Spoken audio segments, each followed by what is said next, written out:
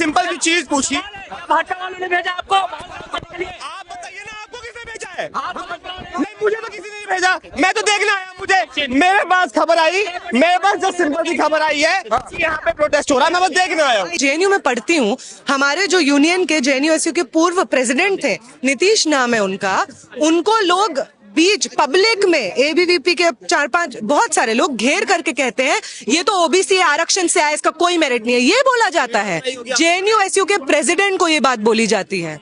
जब भी बात आती है जाति की तो हिंदुओं को अपनी एकता याद आ जाती है। अंबेडकर भी यही कहते थे कि हिंदू सिर्फ एक चीज पे एक होते हैं, और वो आता है जब मुसलमानों के खिलाफ बात करनी होती है, तब हिंदू एक होते हैं। हिंदू एक कभी नहीं रहे हैं। जय भीम, जय भीम। क्या इस तरह की बिल्कुल ये बात बोली जा रही है कि गधे को घोड़ा बनाओगे।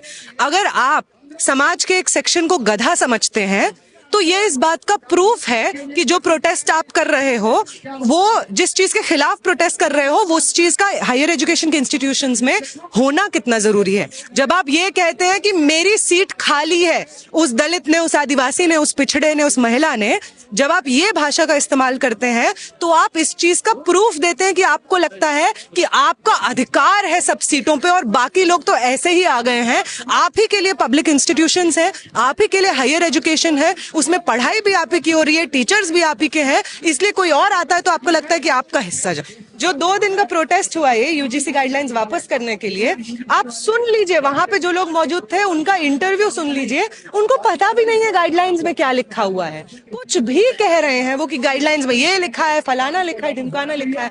भाई पढ़ तो लो। जिसने तुम्हें 500 रुपया दिया है प्रोटेस्ट में बैठने का, उससे ये तो पूछ लो कि किस लिए प्रोटेस्ट करना है। आपके प्रोटेस्ट में लोग जूता फेंक के मार रहे हैं, उनसे पूछा जा रहा है क्या हुआ तो एसआरसीसी की एक मनगढ़ंत कहानी बता दे रहे हैं, लेकिन हॉस्टल में आप उनके साथ बैठ के खाना नहीं खाएंगे। हॉस्टल अलॉट भी आप जाति के आधार पे करेंगे। आप खाने पीने में, क्लासरूम्स में उनके साथ भेदभाव करेंगे। आपको किसी का सरनेम पता चल जाए तो आप उनसे दोस्ती नहीं करेंगे।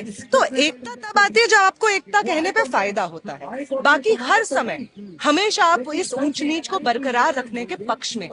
इसीलिए जब आपके मुंह से एकता निकल रहा है तो आप एक्चुअली एकता नहीं कह रहे हैं, आप कह रहे हैं कि वो ऊंच नीच जो ये आंकड़े खुले तौर पे दर्शाती है, वही ऊंच नीच को मेंटेन करने के लिए हम यहाँ पे प्रोटेस्ट कर रहे हैं और ये रेगुलेशंस वापस हो इसकी मांग। सीजेआई साहब ने कहीं ना कहीं बताने की कोशिश की कि देखिए देश में जो है सब इक्वल हो गए हैं, गरीबी अमीरी मिट गई है, जातिवाद खत्म हो गया है, इंटरकास्ट मैरिज की दुहाई देने लगे कि आजकल तो इंटरकास्ट मैरिज हो रही है और कॉलेज विश्वविद्यालय में कैसे भेदभाव हो सकता है? नहीं हो सकता।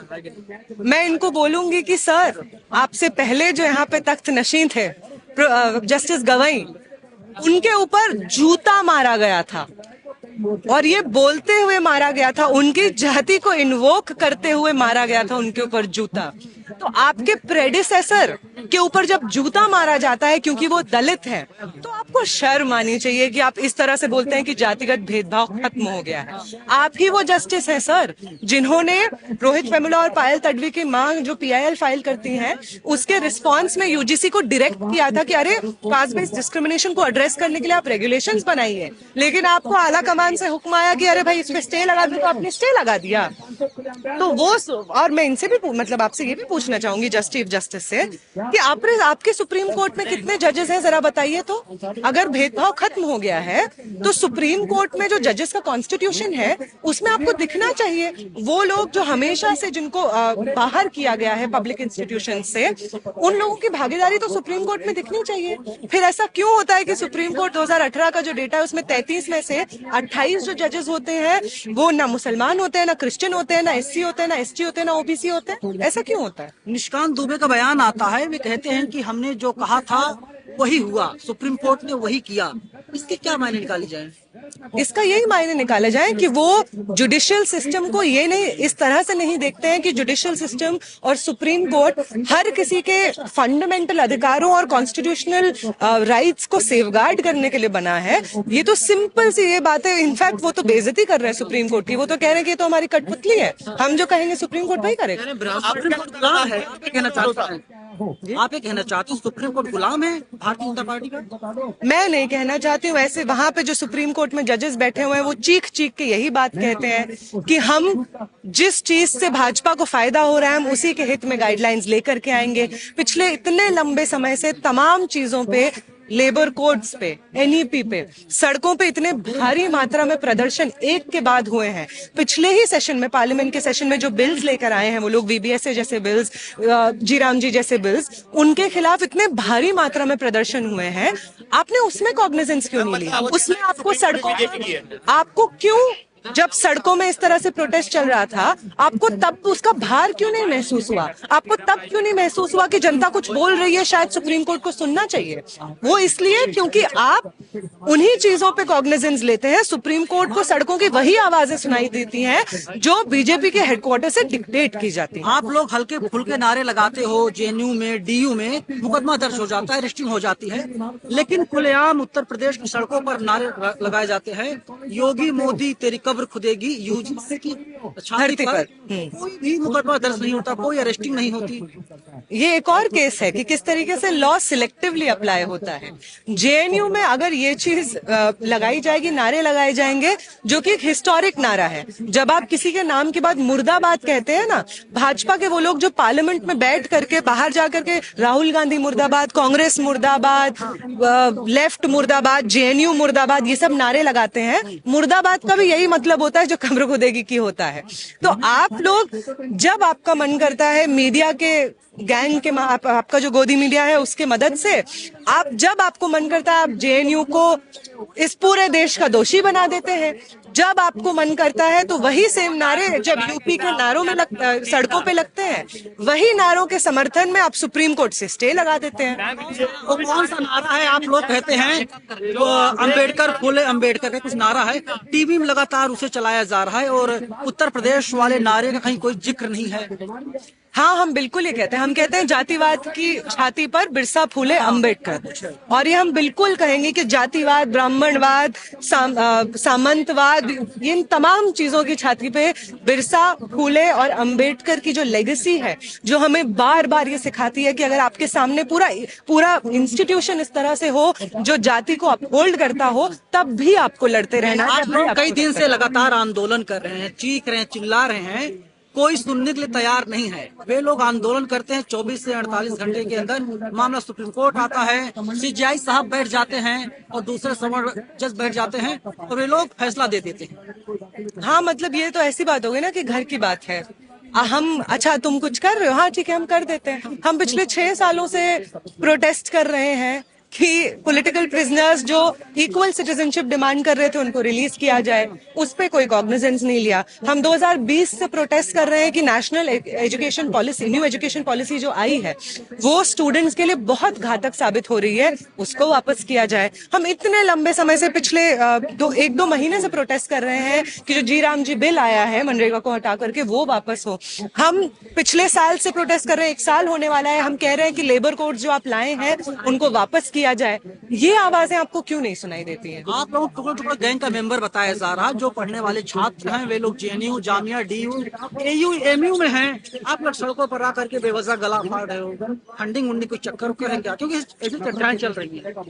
अगर हमारी फंडिंग होती तो फंडिंग आज के समय में कोई नहीं करता है, सिर्फ आरएसएस ही करता है, और उनकी जो फंडिंग करता है उनके रिस्पॉन्स में लोग सड़क पे उतरे हुए थे। जो 2 दिन का प्रोटेस्ट हुआ है यूजीसी गाइडलाइंस वापस करने के लिए, आप सुन लीजिए, वहां पे जो लोग मौजूद थे उनका इंटरव्यू सुन लीजिए। उनको पता भी नहीं है गाइडलाइंस में क्या लिखा हुआ है, कुछ भी कह रहे हैं वो कि गाइडलाइंस में ये लिखा है, फलाना लिखा है, ढिमकाना लिखा है। भाई पढ़ तो लो। जिसने तुम्हें 500 रुपया दिया है प्रोटेस्ट पे बैठने का, उससे ये तो पूछ लो कि किस लिए प्रोटेस्ट करना है। आपके प्रोटेस्ट में लोग जूता फेंक के मार रहे हैं, उनसे पूछा जा रहा है क्या हुआ, तो एसआरसीसी की एक मनगढ़ंत कहानी बता दे रहे हैं, जो कि फिर एसआरसीसी के तरफ से एक ऑफिशियल स्टेटमेंट जारी होता है कि ये तो झूठ बोला जा रहा है। तो आपका पूरा प्रोटेस्ट एक झूठ पे बना हुआ है। तो आपका एक पत्रकार, ब्राह्मण पत्रकार खुलकर समर्थन करता है। हाँ जी, ऐसा हुआ है, बिल्कुल हुआ होगा। तो कोई किसी बिना फैक्ट चेक किए आप वो तूल दे रहा है, मैं कहना चाहता हूँ। बिल्कुल, तमाम मीडिया के वो चैनल्स जिनका एक काम होता था कि समाज में सच को दिखाया जाए, सच बताया जाए, लोगों की बात पहुंचाई जाए सरकार तक, चुने हुए प्रतिनिधियों तक, वो इस वक्त उल्टा कर रहे हैं। वो सरकार के चुने हुए प्रतिनिधियों की बात जनता के बीच में विष की तरह घोल रहे हैं। लेकिन नेहा जी, अभी तक ये कहा जा रहा था कि हिंदू खतरे में है, अचानक से यूजीसी की गाइडलाइन आई, समझ खतरे में आ गए देश के। बिल्कुल, ये भी हिंदू एकता भी तो ऐसे ही जब भी बात आती है जाति की तो हिंदुओं को अपनी एकता याद आ जाती है। अंबेडकर भी यही कहते थे कि हिंदू सिर्फ एक चीज पे एक होते हैं, और वो आता है जब मुसलमानों के खिलाफ बात करनी होती है, तब हिंदू एक होते हैं। हिंदू एक कभी नहीं रहे हैं। घोड़ा बनाओगे क्या? इस तरह की बिल्कुल ये बात बोली जा रही है कि गधे को घोड़ा बनाओगे। अगर आप समाज के एक सेक्शन को गधा समझते हैं तो ये इस बात का प्रूफ है कि जो प्रोटेस्ट आप कर रहे हो, वो जिस चीज के खिलाफ प्रोटेस्ट कर रहे हो, वो उस चीज का हायर एजुकेशन के इंस्टीट्यूशंस में होना कितना जरूरी है। जब आप ये कहते हैं कि मेरी सीट खाली है, उस दलित ने, उस आदिवासी ने, उस पिछड़े ने, उस महिला ने, जब आप ये भाषा का इस्तेमाल करते हैं तो आप इस चीज का प्रूफ देते हैं कि आपको लगता है कि आपका अधिकार है सब सीटों पे और बाकी लोग तो ऐसे ही आ गए हैं।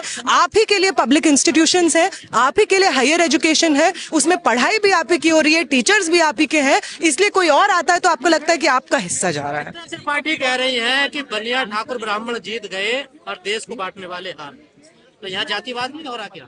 बिल्कुल जातिवाद हो रहा है। ये इस तरीके की तमाम प्रोटेस्ट जो इन गाइडलाइंस को रोल बैक करने के लिए हुई हैं, उन तमाम गाइडलाइंस का अगर आप नैरेटिव सुन लीजिए, उनमें लोग क्या तर्क दे रहे हैं इन गाइडलाइंस को वापस करने के लिए, अगर आप वो सुन लेंगे तो आपको प्रूफ मिल जाएगा कि इस तरह की गाइडलाइंस को और पुख्ता करके यूनिवर्सिटीज में लागू करना क्यों जरूरी है। झूठा फंसाया जाएगा सब लोगों से। कोई भी लॉ जब आता है वो इस चीज को रिकॉग्नाइज करके आता है कि समाज में ये हो रहा है और इसके खिलाफ कानून बनना चाहिए। अगर इसके खिलाफ कानून बनेगा, लॉ बनाया ही तब जाता है जब कोई एक पर्टिकुलर एस्पेक्ट इतना ज्यादा हार्मफुल हो जाए, एक इंसान के पर्सनल प्राइवेट लिबर्टीज और कॉन्स्टिट्यूशनल राइट्स के खिलाफ हो जाए एक पर्टिकुलर एस्पेक्ट, तभी उसको लॉ बनाया जाता है। तो जो आप तर्क दे रहे हैं मिसयूज का, वो और कुछ तर्क नहीं है। लॉ का मिसयूज का ये जो एंजाइटी है, आपको क्यों ये एंजाइटी नहीं लगती है कि चोरी के इल्जाम में, मर्डर के इल्जाम में हमेशा से गरीब लोगों को फंसाया जाता है? आपको ये एंजाइटी तब क्यों नहीं होती है? तो आपको ये जो एंजाइटी इतने बड़े रूप में महसूस हो रही है जाति के सवाल पे, वो दिखाता है कि आपकी जाति के रूप में जो एंजाइटी है वो गलत कंप्लेन्स के विरोध में नहीं हो रही है। आपको डर है कि आपका जो जनरल आचरण है, जिस तरह से आप रोजमर्रा की जिंदगी में बातचीत करते हैं, एग्जिस्ट करते हैं, आपको मालूम है कि वो कितना खराब है। आप जानते हैं कि आप जिस तरह से बात करते हैं, जैसे हायर एजुकेशन के प्रैक्टिसेस को निभाते हैं, वो कितनी अनकॉन्स्टिट्यूशनल, कितनी जातिवादी है, इसलिए आपको दिक्कत है। आपको कुछ छात्रा है लगातार एक्टिव रहती है, क्या आपने भी ऐसा कोई देखा भेदभाव होता हुआ? बिल्कुल, खुले तौर पे हमने देखा है। आप कैसी बात कर रहे हैं? मैं जेएनयू में पढ़ती हूँ। हमारे जो यूनियन के, जेएनयू के पूर्व प्रेसिडेंट थे, नीतीश नाम है उनका, उनको लोग बीच पब्लिक में, एबीवीपी के 4-5 बहुत सारे लोग घेर करके कहते हैं ये तो ओबीसी आरक्षण से आया, इसका कोई मेरिट नहीं है, ये बोला जाता है। जेएनयू के प्रेसिडेंट को ये बात बोली जाती है। 18% जाति के आधार पे भेदभाव होने की कंप्लेंट्स बढ़ी हैं। इस एकता की बात कर रहे हैं। भेदभाव तो एकता में नहीं होता है, भेदभाव तो ऊंच नीच में होता है। तो ये ऊंच नीच का डेटा है। ऊंच नीच का डेटा ये है कि 80% ओबीसी सीट्स फैकल्टी की खाली हैं, 83% एसटी सीट्स फैकल्टी की खाली हैं, 64% एससी सीट्स खाली हैं। असलियत तो ये है। तो ऐसा क्यों है कि SC ST OBC seats faculty की इस तरह से खाली रह जाती हैं और जो यूआर होता है, जनरल होता है, उसमें सिर्फ 15% सीट्स खाली हैं? ऐसा क्यों? अगर बराबरी होती तो इसका डेटा तो मैच करना चाहिए था। एक 80 और एक 15 तो नहीं होना चाहिए था। तो आंकड़ा बताता है कि एकता नहीं थी। आंकड़ा ये बताता है कि 18 से 23 के बीच में 20,000 एससी एसटी ओबीसी स्टूडेंट्स अपनी पढ़ाई, हायर एजुकेशन छोड़ने पे मजबूर हुए हैं। क्यों मजबूर हुए वो छोड़ने पे? अगर एकता थी और सब अच्छा था तो वो लोग अपनी पढ़ाई छोड़ने पे मजबूर क्यों हुए? वो मजबूर इसलिए हुए क्योंकि गैर बराबरी थी। तो ये जो ढोंग एकदम से रचा जाता है कि हम एकता की बात करेंगे कि एकता है, ये तमाम चीजें हैं, जब इस चीज पे बात आएगी कि जिन लोगों के साथ ऐतिहासिक रूप से भेदभाव हुआ है उनके बढ़ोतरी के लिए, उनका शिक्षा पब्लिक इंस्टीट्यूशंस में भागीदारी बढ़ाने के लिए अफर्मेटिव एक्शन पॉलिसीज आए, एंटी डिस्क्रिमिनेशन पॉलिसीज आए, इसकी जब बात होती है तो एकता याद आ जाती है। बिल्कुल बिल्कुल दिखा देंगे, बिल्कुल कर देंगे। आओ देखो, क्या नाम है आपका? नाम बता दो। अपना नाम क्यों बताऊं आपको? क्यों नहीं बताओगे? प्रूफ मांग रहे हो। आ जाओ आ जाओ आ जाओ आ जाओ क्यों लगा रहा है? आ जाओ आ जाओ। मेरा इंटरव्यू। एक मिनट, मैम ने पता क्या है? मैम ने एक चीज बोली कि क्या हुआ जेएनयू में ऐसी बात हुई, तो मैंने कहा कि मैं उसका प्रूफ दिखा दीजिए कि आपने वीडियो तो बनाई होगी, ऐसे कुछ कहा तो उसका प्रूफ दिखा दीजिए। ये हमारे चैनल लाइक, शेयर, सब्सक्राइब देखना मत भूलिएगा। जय भीम, जय भारत, जय संविधान, नमो बुद्धाय। धन्यवाद। चैनल आर्थिक समस्या से गुजर रहा है। अगर आप बहुजन समाज में बाबा साहेब अम्बेडकर और तथागत बुद्ध की विचारधारा को अधिक से अधिक लोगों तक पहुंचाना चाहते हैं तो हमें आर्थिक सहयोग प्रदान करें, ताकि हम अपने चैनल के माध्यम से देश विदेश में समता, बंधुता, एकता और संवैधानिक अधिकारों को ज्यादा से ज्यादा लोगों तक पहुंचा सकें। आप अपनी सहायता राशि नीचे लिखे खाते में जमा करा सकते हैं। खाता धारक गौतम रत्ना, खाता संख्या 3169576865 IFSC कोड SBIN 0060336, बैंक भारतीय स्टेट बैंक। आप हमारे बैंक खाते का विवरण स्क्रीन पर भी देख सकते हैं। मैं गौतम रत्ना गौतम फिल्म्स प्रोडक्शन में आपका स्वागत करता हूं। आप हमारे प्रोडक्शन हाउस के अंदर अपना कैरियर बना सकते हैं as a film director, as a producer and actor and actress and editor and cinematographer also. अगर आपको फिल्म से रिलेटेड कुछ भी प्रोजेक्ट आपको बनवाना है तो हमारे पास में पूरा सेटअप है, जिसमें फिल्म कैमरा है, शूटिंग लाइट्स है और एडिटिंग है। सारा A to Z एक ही जगह पर आपको हमारे यहाँ पर मिल जाएगा। तो दोस्तों, आप हमें कांटेक्ट कर सकते हैं हमारे नंबर्स पर 9810085714। जय भीम, जय भीम।